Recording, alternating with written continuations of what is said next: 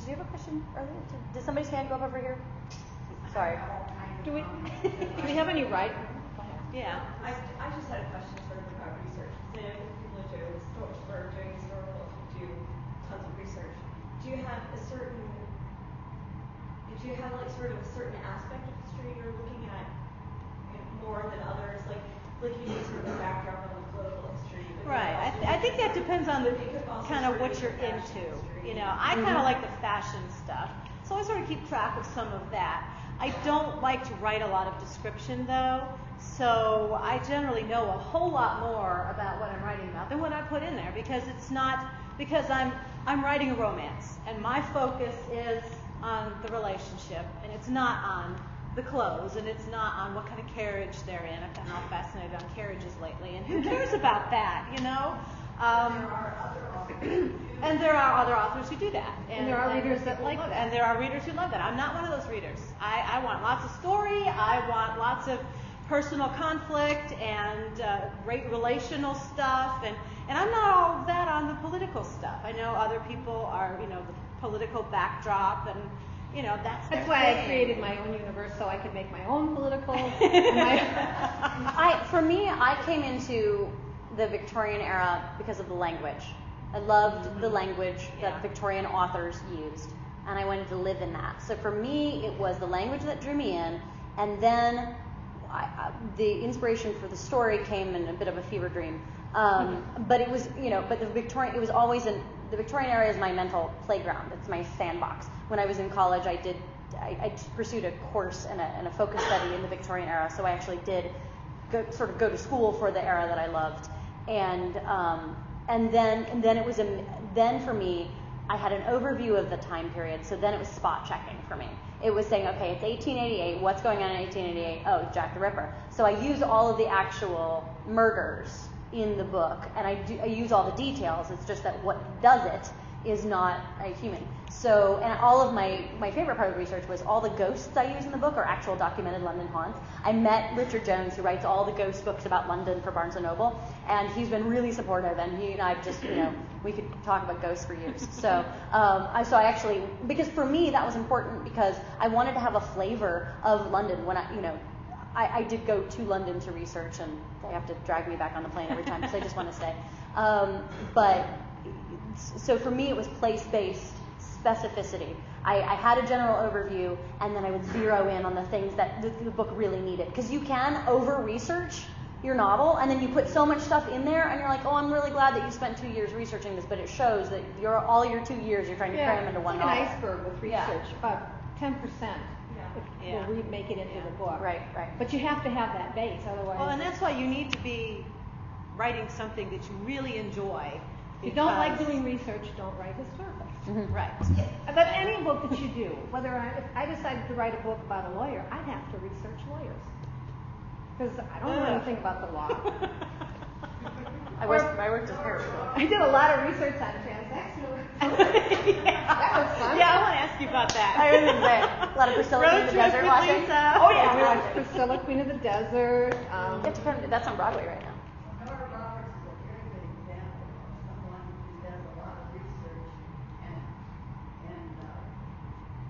Go into the life of like a singer, a ballerina, somebody Yeah. and all she goes into the whole life of that person, and you really know a lot about their background.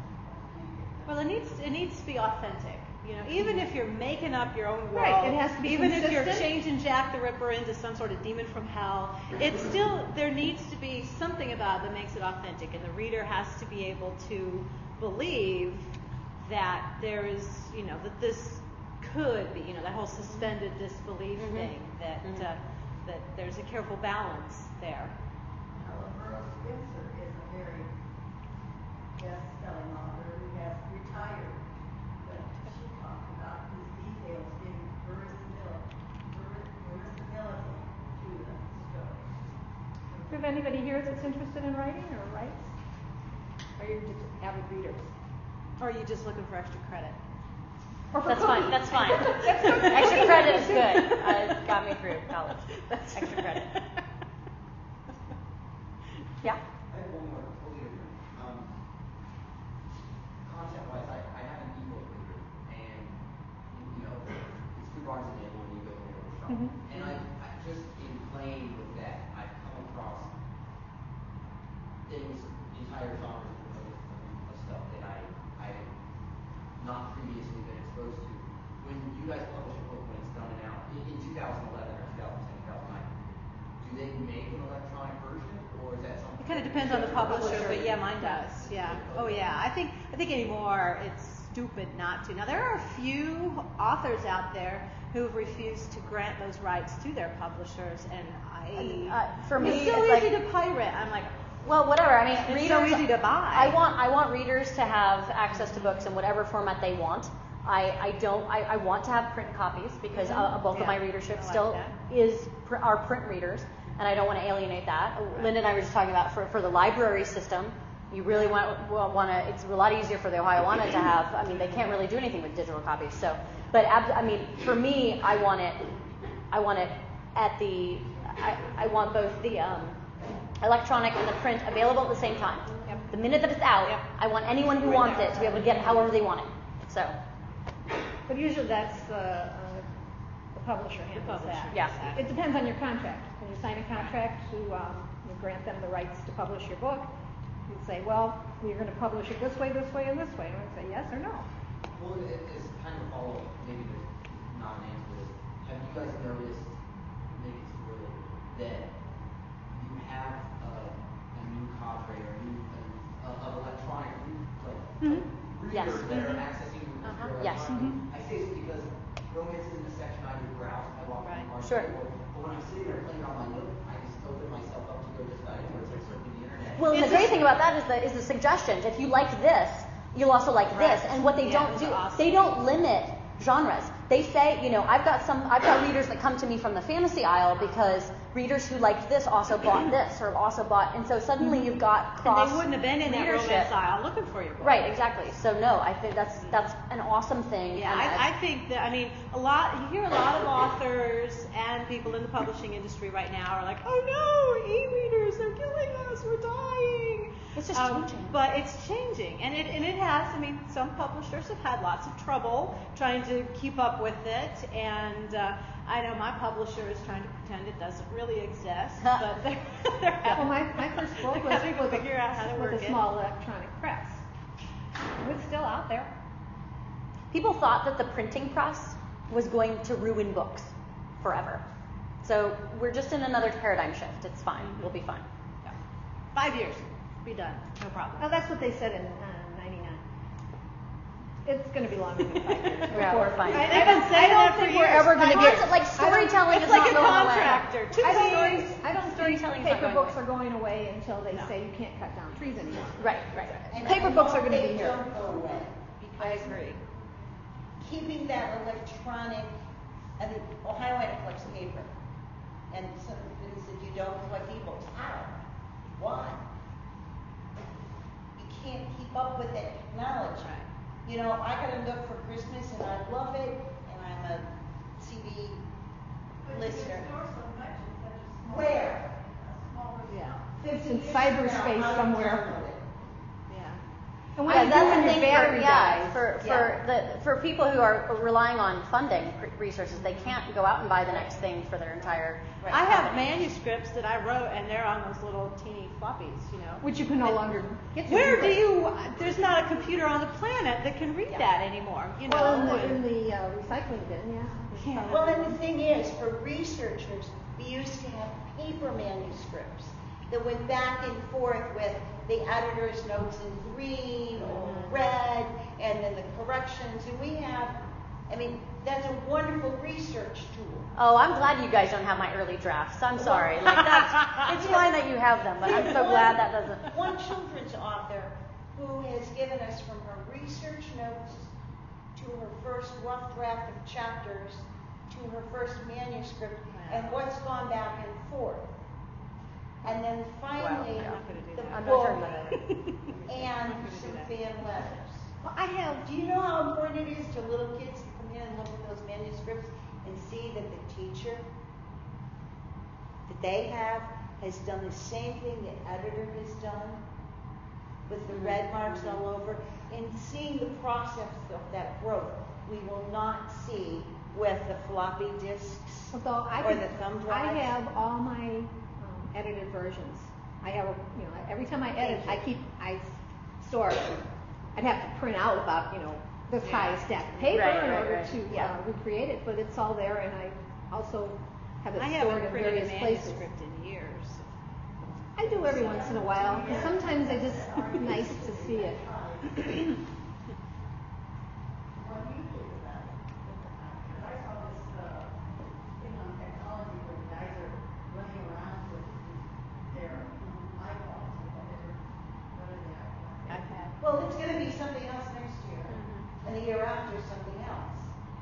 Pretty soon they're just going to install a little chip right here. And when you Maybe that's more to do with the digital rights management. The fact that you can't get stuff you downloaded on a Nook and put it on your Kindle because there's the way the code is written is proprietary. Where a book is a book is a book. Right. I personally believe that in 10 years, a standardization, a standard tool will be used. It's a matter of who wins the I don't know. the battle. it'll change. It's like It'd be nice Yeah, if it was VHS really interesting. beat out beta. Right. DVD beat out VHS. Now Yeah, we'll Blu-ray's taking over from DVD. We'll see. Who knows We'll have what's to next? see. And Yeah. streaming is the next big thing. Right. You're not even going to have the Yeah, I disc don't think Blu-ray's going to have much chance to really get a foothold in Before there. because we go to we're all streaming, just- yeah.